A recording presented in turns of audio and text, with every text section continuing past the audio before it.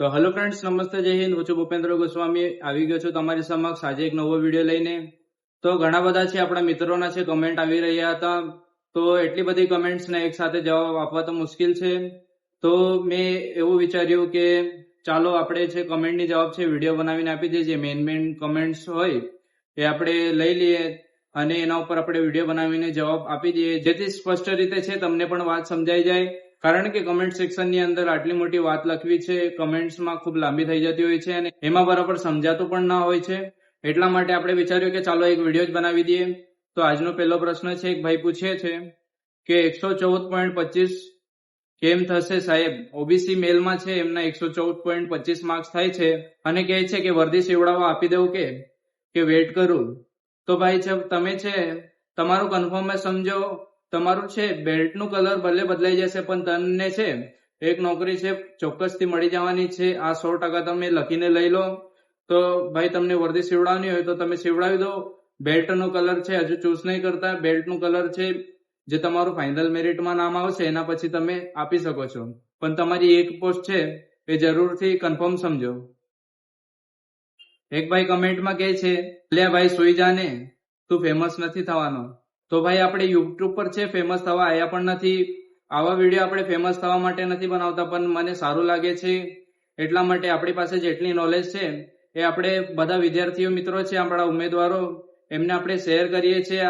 જે માહિતી મારી પાસે છે એટલી હું શેર કરું છું. અને આપણા કોન્ટેક્ટ છે પોલીસમાં, એટલે ઘણા બધા ઓળખાણવાળા છે, તો એમનાથી આપણે માહિતી લઈ લઈએ છીએ. અને કમેન્ટ સેક્શનની અંદર જે આપણા ઉમેદવારો છે, આપણા વિદ્યાર્થી મિત્રો પ્રશ્ન પૂછે છે એમનો જવાબ આપણે આપી દઈએ છીએ.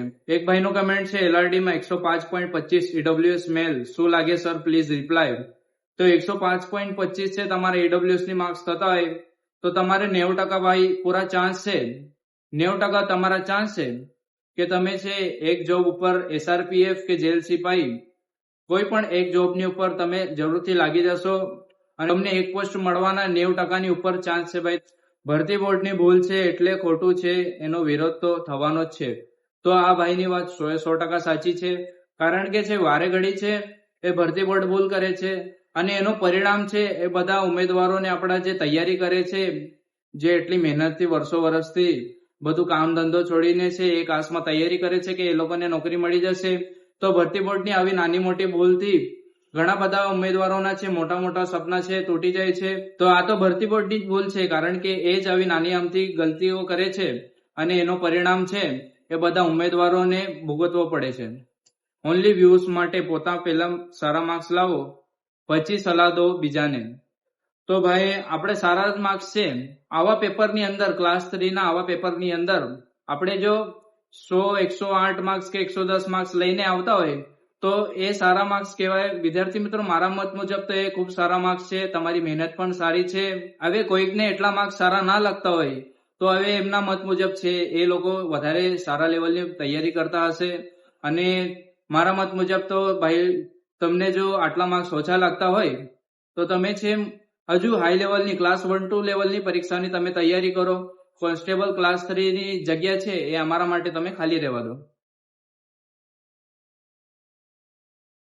એક ભાઈ કહે છે 5 થી 6 માર્ક્સ ગ્રેસિંગ મળે તો મેરિટ 120 રહે, બાકી 100+ બધાનો વારો આવશે. આ ભાઈ પૂછે છે આવું કેવી રીતે થઈ શકે છે? તો વિદ્યાર્થી મિત્રો, જો 5 થી 6 માર્ક્સની ગ્રેસિંગ જો પાર્ટ એ ની અંદર મળે છે, વ્યાકરણના પ્રશ્નમાં જે સુધારો થાય છે, તો વિદ્યાર્થી મિત્રો જેટલા પણ ઉમેદવારો છે જેમના પાર્ટ એ ની અંદર માર્ક્સ નથી થતા પણ પાર્ટ બી ની અંદર છે સારા માર્ક્સ થઈ જાય છે, તો એવા લોકો મેરિટની અંદર ઇન થઈ જશે. તમને એક એક્ઝામ્પલ આપું. જો કોઈ વિદ્યાર્થીના માર્ક્સ છે પાર્ટ એ ની અંદર ખાલી 30 જ થતા હોય અને પાર્ટ બી ની અંદર છે એના માર્ક્સ 90+ થતા હોય તો એના માર્ક્સ ભલે 120+ થતા હોય, પણ વિદ્યાર્થી મિત્રો તમે સમજો, આપણે છે આ ભરતીની અંદર જે 40% નો ક્રાઇટેરિયા છે એ એની અંદર પૂરું કરવાનું હતું. તો ભલે એનો 120 માર્ક્સ થાય છે પણ એના પાર્ટ એ ની અંદર છે 40% માર્ક્સ થતા નથી, 32 માર્ક્સ થતા નથી, તો એવા લોકો મેરિટથી બહાર થઈ જાય છે, ભલે એ લોકોના 120 માર્ક્સ હોય. અને આ ભાઈ કે છે કે જો 5 થી 6 નો માર્ક્સનું ગ્રેસિંગ મળે તો આવા લોકો તો મેરિટની અંદર આવી જશે. આ તો પછી 120+ છે એ લોકોના માર્ક્સ ઓલરેડી થતા જ હોય, પણ એ લોકો 1 કે 2 માર્ક્સના કારણે અટક્યા હોય, તો 5 થી 6 માર્ક્સનું ગ્રેસિંગ મળે. તો આવી રીતે ઘણા બધા ઉમેદવારો છે મેરિટમાં ઇન થઈ જશે, એટલે મેરિટ વધારે રહેવાના ચાન્સ છે એ વધી જશે. અને વિદ્યાર્થી મિત્રો, આ જ તો મેઇન કારણ છે જેથી આપણું મેરિટ છે કોન્સ્ટેબલનું એ નીચું રહી શકે છે. તો વિદ્યાર્થી મિત્રો, કોન્સ્ટેબલની એક્ઝામની અંદર ઘણા બધા પ્રશ્ન છે જેના જવાબ આપવા એ કમેન્ટ સેક્શનની અંદર મુશ્કેલ છે. અને આની હકીકત શું છે વિદ્યાર્થી મિત્રો, કેમ પોલીસ ભરતીની અંદર આવું ચાલી રહ્યું છે? તો વિદ્યાર્થી મિત્રો, જે કોન્સ્ટેબલનું પેપર લેવાયું હતું એમાં છે સિલેબસ બહારના પ્રશ્નો છે કોમ્પ્રિહેન્શનને પૂછવામાં આવ્યા હતા.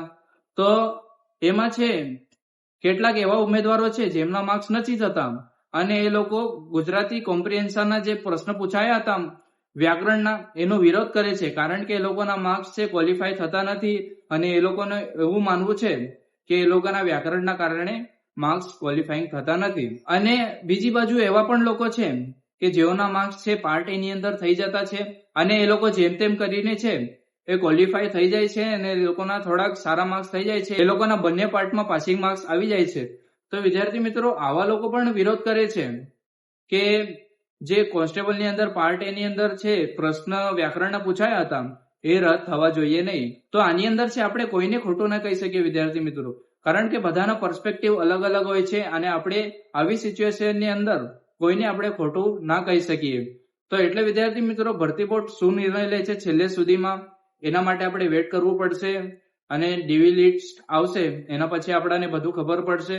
તો વિદ્યાર્થી મિત્રો, આ હતો આજનો આપણો વિડીયો. તમને જો વિડીયો ગમ્યો હોય તો ચેનલને લાઈક અને સબસ્ક્રાઇબ જરૂરથી કરજો. અને જો તમારા મનમાં કઈ ડાઉટ રહી ગયો હોય અથવા તો તમારો કમેન્ટ છે હું આ વિડીયોની અંદર નહીં લઈ શક્યો હોય તો તમે છે આ વિડીયોની અંદર કમેન્ટ સેક્શનમાં તમે મને કમેન્ટ કરીને જાણ કરી શકો છો કે ભાઈ મારા આટલા પ્રશ્નો છે કે આ કેવી રીતે થશે, કે જે પણ તમારી મનની અંદર જો પ્રશ્નો હોય તો એ તમે કમેન્ટ સેક્શનની અંદર મને જણાવી શકો છો, જેનો આપણે નેક્સ્ટ વિડીયોમાં જરૂરથી કન્સિડર કરીશું અને એનો જવાબ આપણે નેક્સ્ટ વિડીયોની અંદર જરૂરથી આપવાની ટ્રાય કરીશું.